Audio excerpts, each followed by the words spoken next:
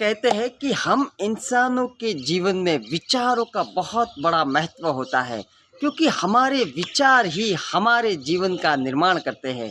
दोस्तों, आइए इस कहानी के माध्यम से ये समझते हैं कि किस तरीके से हमारे विचार बदलते ही हमारी पूरी की पूरी ज़िंदगी ही बदल जाती है। नमस्ते दोस्तों, मैं आपका दोस्त संजय भट्ट एक बार फिर से स्वागत करता हूं आप सबका अपने YouTube चैनल पर। आइए कहानी की शुरुआत करते हैं।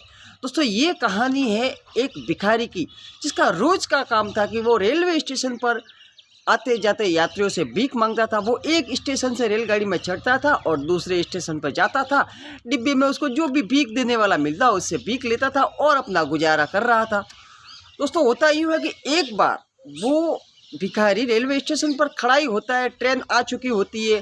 जितने में उसकी नज़र एक बिजनेसमैन पे पड़ती है। एक व्यापारी आता है, एक बहुत बढ़िया सूट बूटधारी व्यापारी होता है। उसके हाथ में एक ब्रीफकेस होता है और वो भिखारी उस व्यापारी से जाके कहता है कि साहब कुछ दे दीजिए, कुछ खाया नहीं है, 3 दिन से भूखा हूँ।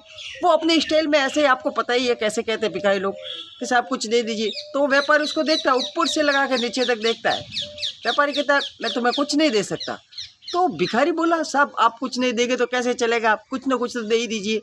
तो व्यापारी कहता है कि जब तक तुम मेरे को कुछ नहीं दोगे तब तक बदले में मैं तुम्हें कुछ नहीं दूंगा, क्योंकि मैं एक व्यापारी हूँ और बिना कुछ लिए कुछ भी देता नहीं हूँ, इसलिए तुम्हें मुझे कुछ ना कुछ तो देना ही पड़ेगा। अब वो भिखारी सोचने लगा कि साहब मैं तो एक भिखारी हूँ, मैं भला आपको क्या दे सकता हूँ। नहीं तो तुम्हारा एक व्यापार है, आखिर तुम भी एक व्यापारी हो, कुछ ना कुछ तुम्हें मुझे देना ही पड़ेगा, तभी मैं तुम्हें भीख दूंगा, नहीं तो मैं तुम्हें कुछ नहीं दूंगा। अब वो व्यापारी तो इतना कहकर चला गया ट्रेन के अंदर। अब भिखारी ये सोच में पड़ गया कि यार मैं लोगों को क्या दे सकता हूँ।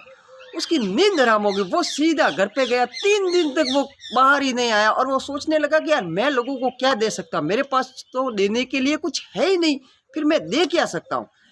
फिर वो 3 दिन के बाद जैसे जैसे करके नॉर्मल हुआ और वो सोचता है कि चलो यार निकलते हैं वापस अपने काम पे, कोई मतलब जैसी बात नहीं है।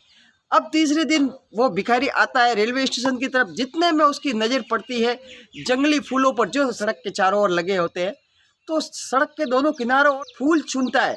कुछ एक फूल हाथ में पकड़ता है और वो रेलवे स्टेशन पर जाता है। और जाते जाते अब उसका ये स्टाइल हो गया था कि वो जो भी उसे भीख देता था उसको वो एक फूल देता था बढ़िया, और साथ में मस्त मुस्कुरा देता था। तो सामने वाले को भी ये अच्छा लगता था कि ये बढ़िया बंदा है यार भिखारी, हाँ अपने को फूल दे रहा है। तो धीरे धीरे धीरे वो भिखारी फूल देना ये उसकी आदत बन गई और उसका नाम ही बन गया कि फूलों वाला भिखारी। थोड़े दिन के बाद उस भिखारी की नज़र वापस उसी व्यापारी पे पड़ती है और वो व्यापारी वापस उसी स्टेशन पे आता है। अब होता यूँ है कि अब की बार वो व्यापारी को फूल देता है। वो भिखारी उस व्यापारी को फूल देता है और वो व्यापारी भी उसे बहुत बड़ी भीख दे देता है, 100 रुपये की भीख देता है। और अब की बार वो भीख लेके सीधा ट्रेन में बैठ जाता है। ट्रेन में बैठते ही पता नहीं उस व्यापारी को क्या सूझती है और वो उस भिखारी को बुलाता है, भैया इधर आओ। तो वो भिखारी आता है और उस व्यापारी को बोलिए साहब क्या बात है। तो इस बार उस सेठ जी ने, जो कि बहुत बड़ा बिजनेसमैन था, उसने उस भिखारी के कहा कि आखिर तुम भी एक व्यापारी बन ही गए। इतना सुनते ही उस व्यापारी ने वापस उसका दिमाग काम करना बंद कर दिया कि भाई ये क्या बोल गया तू जाते जाते, मैं अब व्यापारी कैसे बन गया। उसको यकीन ही नहीं हो रहा था कि वो एक व्यापारी बन गया।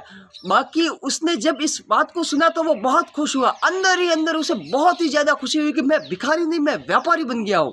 वो पूरे रेलवे स्टेशन पे दौड़ता हुआ भाग रहा था, पागलों की तरह मस्ती से भाग रहा था और लोगों को चिल्ला चिल्ला कर बता रहा था कि मैं एक व्यापारी बन गया, मैं एक व्यापारी बन गया।